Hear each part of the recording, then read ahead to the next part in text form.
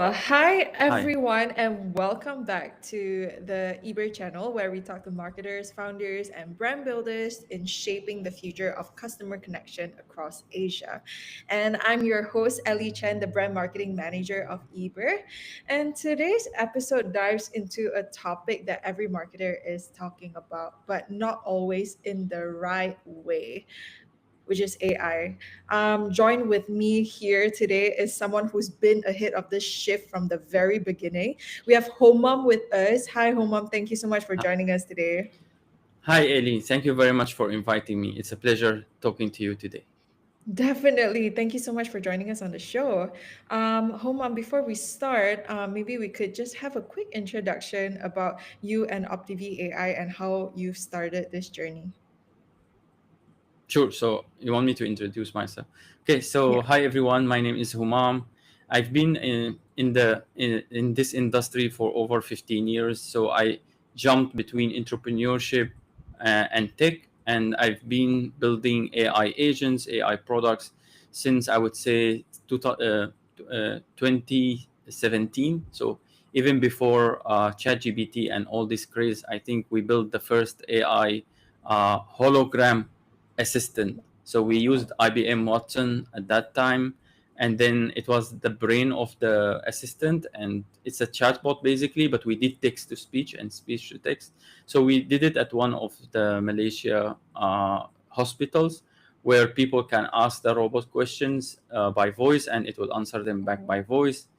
And we will actually, it's not just like a voice chat, but also we show maps, we show multimedia content videos based on their questions. So this is my journey started in 2017. And then after that I built for fintechs credit scoring using alternative data, fraud scoring.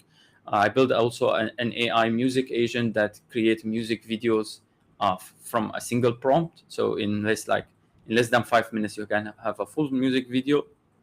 And now I'm working on Optivi AI, where we help brands track, analyze, and optimize their visibility on Gen AI platform.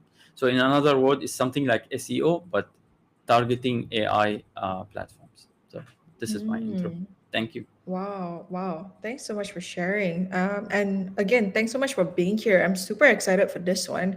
Maybe let's start with the big idea of the entire thing, right? You said AI isn't replacing marketers, but I think a lot of marketers, or at least the marketing agencies, are using AI as some form of marketing tool, not in the way that they market, but in the way that they maybe started by creating content and also learn about new things, right? So AI isn't replacing marketers, but it's replacing funnel. What do you mean by that? Okay, so the whole user journey is changing right now, and it is going to change massively. So I think the whole internet that we know today is not going to be anything like how we use it. So previously, like how the funnel was, you create awareness, and then you have interest, and then you have people considering buying your product, and then you hopefully convert them. So uh, people used to, like, I think our go-to or the gateway to internet was Google. Like, it was the default Mhm. page for anybody, for everybody, and the first thing we do is we Google stuff. We even created a verb, like googling stuff. But nowadays it's changing. So with Google, people used to search, and they get the famous 10 blue links. So most people will just go by the first page. Maybe if they're really Mhm. desperate, they will go second and third page, but mostly they will go, yeah, exactly, to the first 10 page. And then they will go through maybe articles, blogs, maybe videos. uh, they will browse through all those links and jump from a website to a website.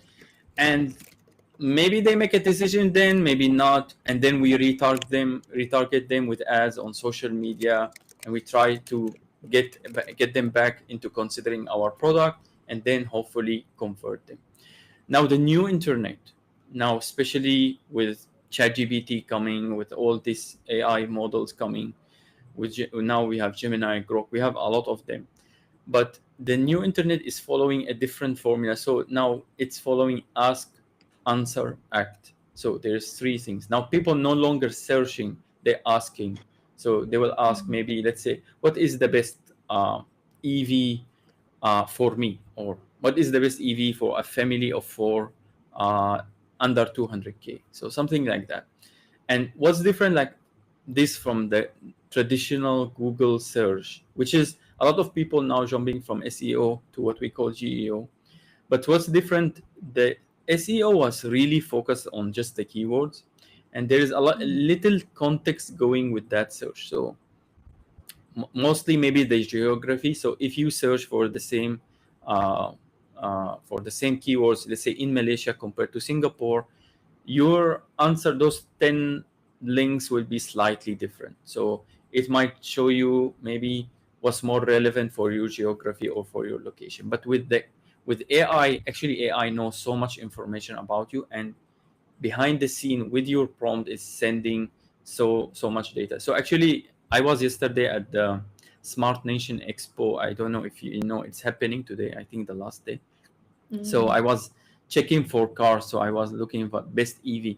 So when I asked what is the best EV under 200K, it gave me only three answers. So it gave me only three options, and it says based on you, and it put between brackets like a husband, a wife, and a daughter. So it kind of set the criteria based on me and what it know about me, and said why these three are the best for you, and then it recommend me one. So now this is how AI changed from this 10 general uh, search result that appearing almost to everybody, to now a very customized, a very short list, a very precise answer that most likely people are going to act on that. So now that funnel that start very big at the top and it go narrow, narrow, narrow until we finally convert the person. Now the whole funnel collapsed, and now the whole funnel is inside the search. And with the new advancement, and we can talk about it later. Like now you have AI browsers. Now ChatGPT releasing their browser. Perplexity done this before with Comet. So now we have Atlas. Now the AI agent is going actually to act. So it's no longer just the human acting. You are not only converting humans. Now you need to convince the AI, because now AI agent maybe will book your test drive, maybe will make the purchase, maybe will add items to your shopping cart, maybe will plan your next holiday. So that's why this entire funnel is changing with AI. Definitely. And if the funnel is becoming invisible, what do you think the customer journey is happening right now? So to me, it's now becoming more AI journey first, human second. So you have to make sure, as a marketer, you have to make sure that the AI or the bot or the AI agent, their journey is as efficient as possible. It's finding the data, you are labeling the data for them, because now you have to make sure that your new funnel will be something like mention inclusion. So mention, you need to make sure that your brand is mentioned in the answer, your website has been cited, so you have the inclusion, your product is there, and then you have to think about your ranking. So in that AI answer, the real estate there is very small. So AI will, I think, will only recommend you three options, maybe maximum five, unless you specifically ask, give me 15 or 20 options. Otherwise it's just going to give a very short list. So if it's mentioning you, is it mentioning you uh, as a first recommendation, or as a second or the third? And then what's the language behind it? Because this is no longer a language you have control over. This is now what's the AI thing. So it could be mentioning you in a negative way, it could be positive, it could be neutral. So the whole thing, if you are not mentioned, you are invisible. If you are mentioned but your the sentiment in your mention was negative or neutral, then your competitors will lead. And then if you don't have a proper integration with the AI, proper labeling, then you will lose attribution. Where there's so because like before AI, marketers have still been building across Google SEO and so on, right? So does that mean that everything that they've been building initially goes to waste now that AI is in the picture? Not completely. I think Mm, this is what will happen. So the entire www, so the entire internet, mm, we were acting with it. So we were going to your company website, for example. We were going to news. We are using different web application. But mm, what's going to happen? This is going to be the back end. So the front end now, the door will be the AI. So people will interact only with ChatGPT or with Gemini. That's your front door, and that's now the gatekeeper, and everything is happening at the back end. So when AI fetch data, it's going to search maybe at your, if you have a proper integration, it will look at your website. It will look maybe at third-party data, like maybe whatever people wrote about you on Reddit, whatever people review you on Google reviews. So whatever you built before, it's still relevant, but you will mm. need to know now to speak the AI language. So actually, I wrote a book called Marketing to AI. So sorry if I mention it, because this is exactly Oh, talk wow. about our Yeah, no topic worries. today, and it's a pure coincidence. Mm, But so you need to market to AI now. You need to convince mm, the AI that your brand is the right recommendation and why it is the right recommendation. So if you have any data on mm, your website, if you don't make it efficient for the AI, it might not look there. It might look somewhere else. So, for example, if right now on your website you have a blog, which is fantastic thing, but now if you want to make it more AI friendly, you can put a summary at the top. So most AI bots are very costly to train. So they will mm, not read your entire article or your entire blog or your entire page.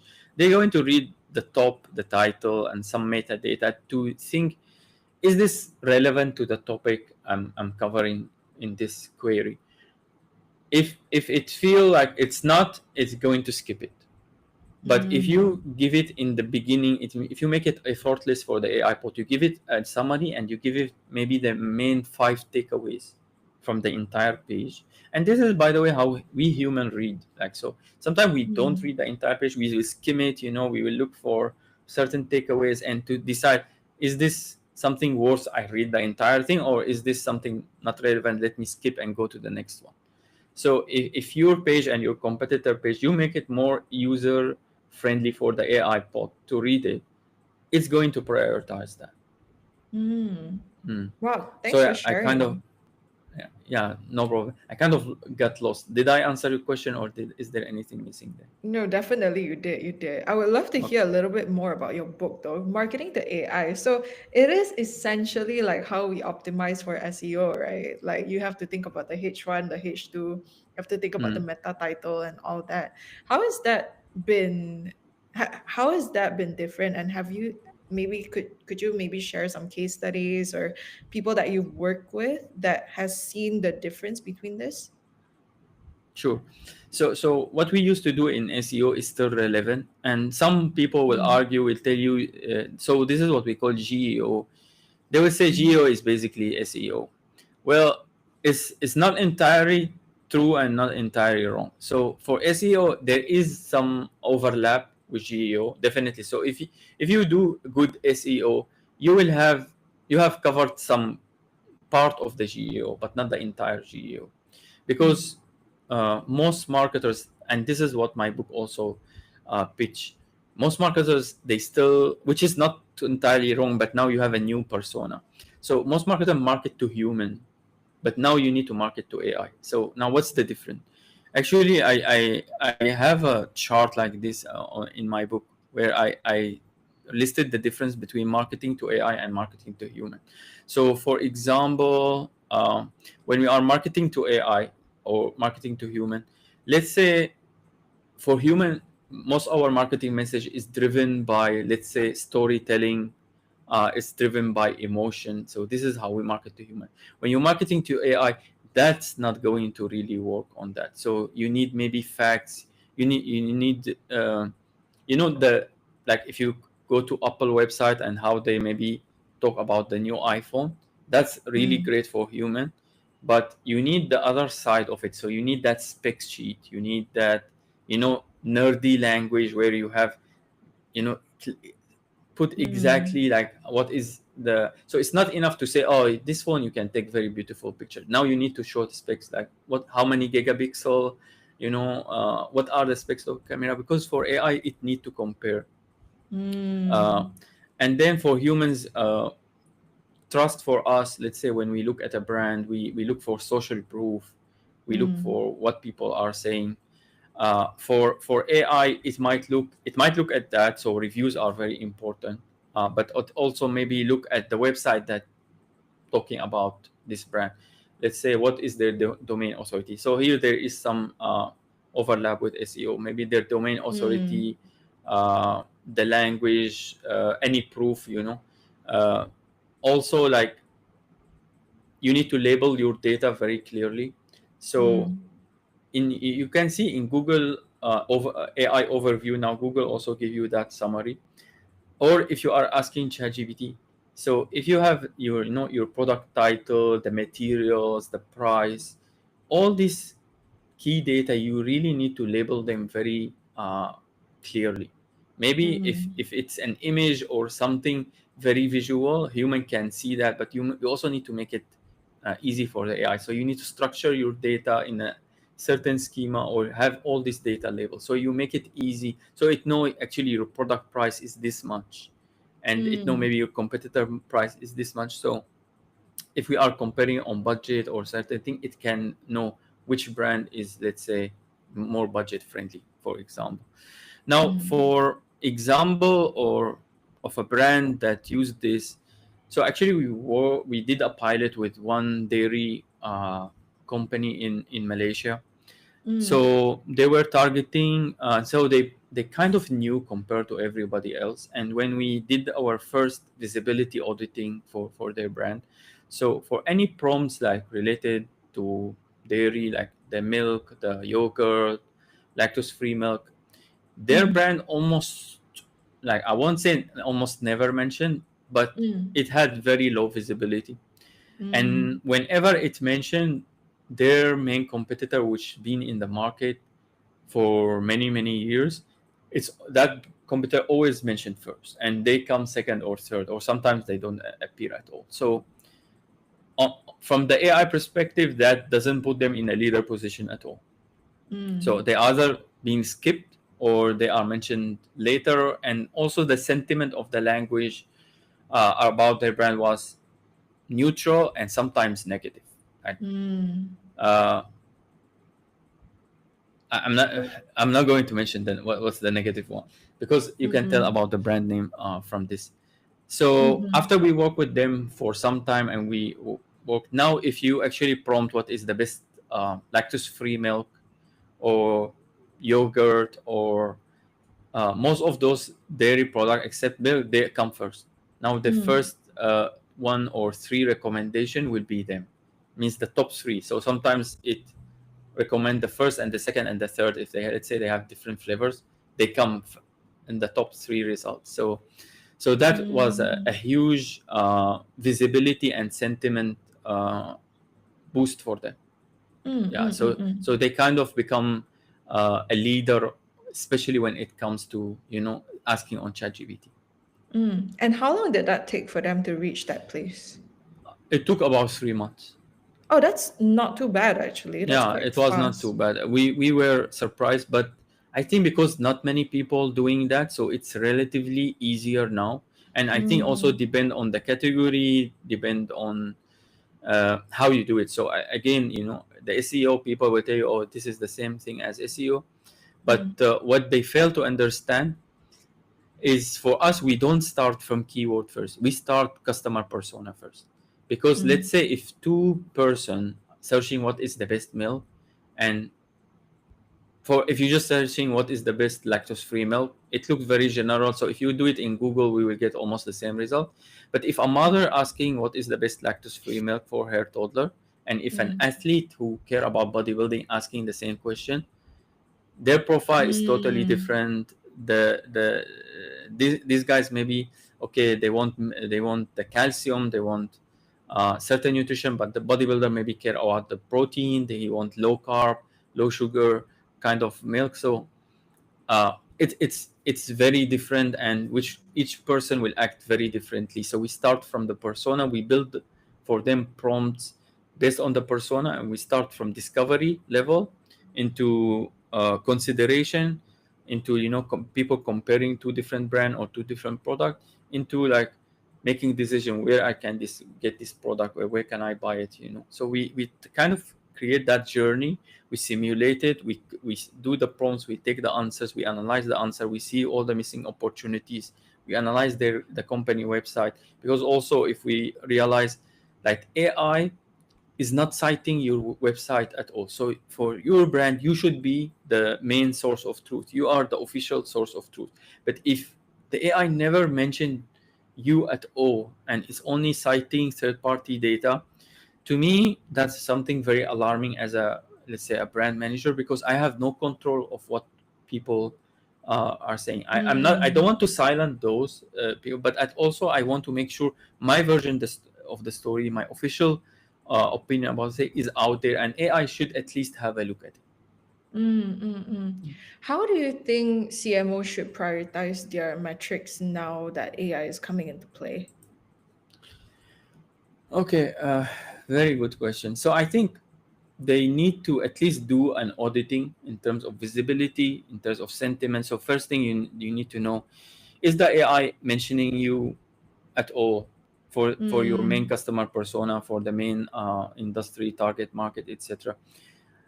Yes or no? So at least you need to have some awareness of that. You can do it manually, so you can start prompting and checking, mm, but it's not very scalable. Especially, you need to do it for ChatGPT, you need to repeat it for Grok, you need to repeat it for Gemini and Perplexity and so on.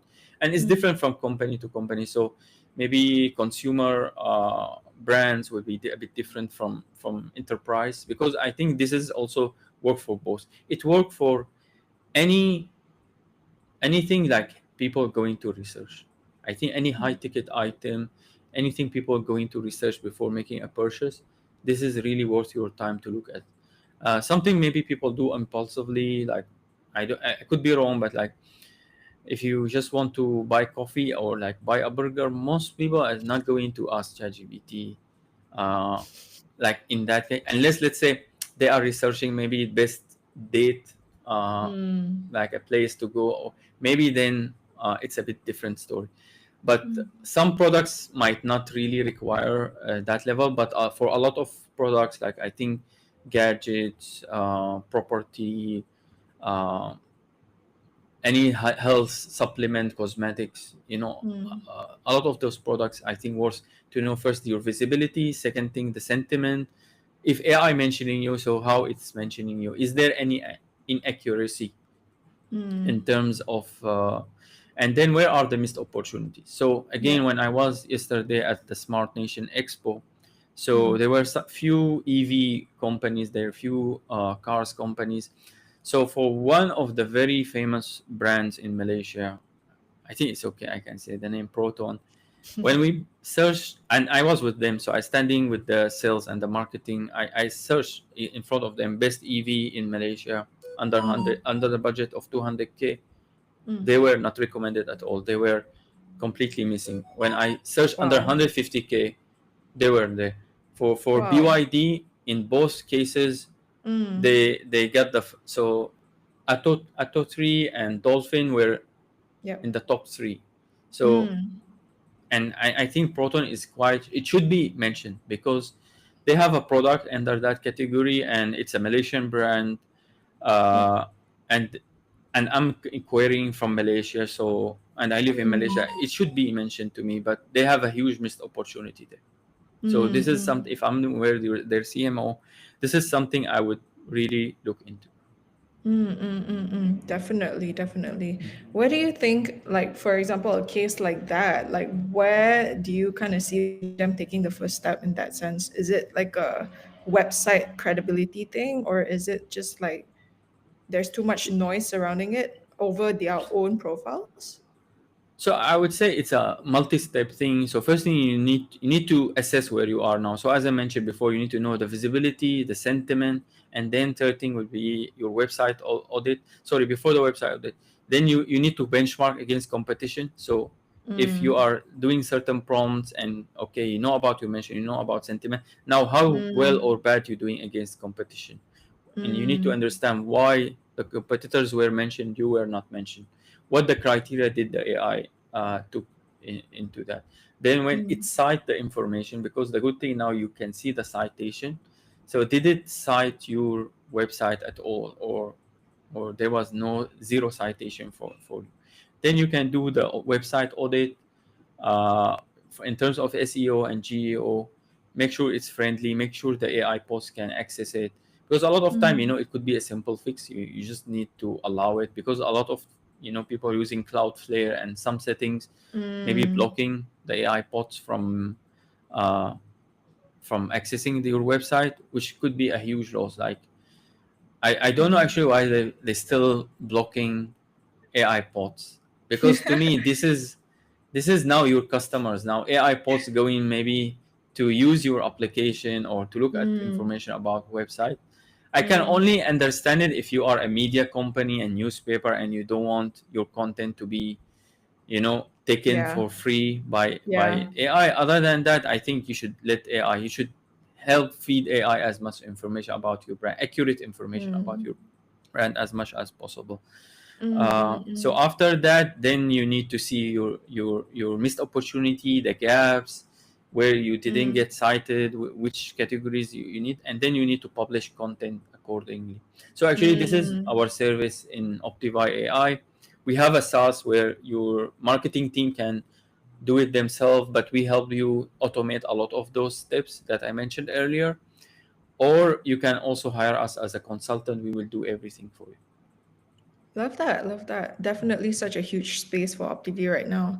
Yeah. Where do you think? I mean, we still have a couple of minutes, like maybe 5 to 10 more minutes to go. But Mm, I'm just really curious, Homam. Like, mm, where do you think the trust sentiment is right now, especially within the Asia market? So, like you've said, someone wouldn't search up AI for like what should I have for dinner, or like maybe a burger or something, right? mm, But at the same time, they probably wouldn't let AI make the final decision on which car they should buy. So mm. which field is like the most trusted for them to go 100% in right now? Where is the biggest opportunity? Which industry? I think it is already happening. Like now, before we talk about word of mouth, people ask their friends, like, "What should I buy? What do you think? You bought this product, or you use this? What do you Mm, think of it?" But nowadays, I really see this shift. I don't know, like everybody I talk to now ask ChatGPT everything. Like it's very easy, it's very convenient. You can do it mm. at 2 a.m. in the morning, and a lot of time you ask your friend, he doesn't reply you immediately. Then you ask ChatGPT. So like Mm. for me, I really ask, I kind of trust, and I think a lot of do you know like 63% of now Google searches end without click. Oh, So people will read interesting. the AI overview and they will not Mm, click. And mm-mm, this is true like for all these websites, they seeing the traffic going down. Any traffic used to come from Google is going down because people no longer clicking. And mm, one thing to mention, I think I should have mentioned it earlier in the early questions. Now you see the AI browser and all of that. So sorry, OpenAI partnership now with Shopify, with Stripe. The whole mm, customer journey will be inside the AI chat. They might purchase your product without even visiting your website. So mm, so now I see actually like how this thing clicked to me when I was searching best vacuum cleaner or something like that on ChatGPT, and then I mm, saw it is putting the shopping links in the answer. So a few months mm, ago I was doing that. So now it's showing me like it create a criteria and then it start putting the shopping links exactly. Like if I want to buy now, if you click, it will show you the options. You can buy it, let's say on Dyson official website. You can buy it on Harvey Norman. You can buy it on Home Pro, and then like on Shopify. And then I was start looking like, why did it um, put Shopee below and other competitors or other retail or distributor above? Even their price was higher compared to the Shopee option. So I think it looked at a lot of things. One of them could be the credibility. So it think maybe if you buy from the official website, that's the best way. Then if mm. you buy from maybe like Harvey Norman considered very legit, maybe then one by one going lower. So so now with this partnership with Shopify and Stripe, now they will not just click and to go to and shop at Harvey Norman. Now they will click buy, they put their card, and after that the card is saved inside ChatGPT. They click buy, is bought inside the chat. No longer Mm. they go to your website, no go longer they going into your e-commerce, no longer they going to Shopify. The one who's going is the AI agent. So it's in the back end, it's doing all of that for you. So that's why, Mm. if you remember when I said, if you're not mentioned, if you are invisible, if you are mentioned negatively or neutral, your competitor release. The third one, if you don't have that proper integration, you lose attribution, because now people will not Mm. buy from you, they will buy from different distribution, or they might buy from your competitor. Wow. Wow. It's definitely taking one click buy into even shorter and shorter and shorter. Yeah, yeah. And this is the new internet. So the new internet, or the new, I don't know what to call it exactly, but now AI will move from being just an app on your phone, or just a website, you go chatgpt.com, to Mm. kind of become the browser. So now with Atlas, you have the browser, and then it's Mm. going to become the OS. So everything Mm. else will be just apps on ChatGPT. So people will not, when they open their phone or when they open their computer, it's just ChatGPT, and Mm. they prompt and converse with ChatGPT, either by voice, by video, by text, and everything Mm. just is just an app. So Google will be just an app, Gmail will be just an app, WhatsApp will be just an app. That this layer, this front end, this gate now of Mm. ChatGPT is controlling, and it is, Mm. and based on your instruction, it's going to interact with WhatsApp, it's going to interact with Gmail, with Google, with Shopee, and so on. Wow, wow. Definitely see it. And how long do you think this will kind of take full effect? Less than 5 years, I think. In the next Yeah, 5 years? I yeah, definitely see it too. It's going to be an entire ecosystem, which makes it even more personal. Um, and I think it's going to definitely change the way people market and people buy as well. exactly. So Mm. I think people say maybe AI is the next marketing channel. I think it Mm. is. It might become the marketing channel, like The marketing the channel. the marketing channel. Yeah, yeah, definitely agree with you. Wow, thank you so much, Homam. And I think our time is running short, but I do want to just end up with this final question for you. Sure. If maybe I could get you to finish this sentence. The best Mm, marketers of the AI era will be the mm. ones who. What do you think? What do you think? I think the best marketers of the AI era is the one not competing for clicks. Maybe the one Mm. who are competing to be cited or to be mentioned by AI, or to be Wow. like considered by AI. Wow, definitely. I definitely see it. Well, that was such a good takeaway, Homam. Thank you so much for joining us today. And for the viewers watching, I hope you have enjoyed this live session. If you want to know more, do check out Homam's LinkedIn page. It's called Homam Alghorani, his LinkedIn, and he is also the co-founder of Optivi AI, generative GEO platform with consultative services, as well as a platform that helps you get founded on AI and help your brand market even better on AI. Homan, before we go, any last words to say? Uh, First, thank you very much for this opportunity. I'm really glad to share my ideas and maybe my crazy ideas with you. And I think you really need to look at AI as your Yep. new customer. Try to make sure your content is AI friendly. Market to AI. Consider AI as now your new customer, not just a tool that you are using to optimize or to speed up certain processes. That's all. Thank you Yep. very much. Wow. Thank you so much, Homam, for being here. And for the rest of you, I hope you have a great day. Thank you so much for watching the Eber Show. Stay tuned for more episodes like these on different topics on industry marketing trends, insights, and more. All right. Thank you so much. See you soon, Homam. Thank Thank you. Bye. Bye.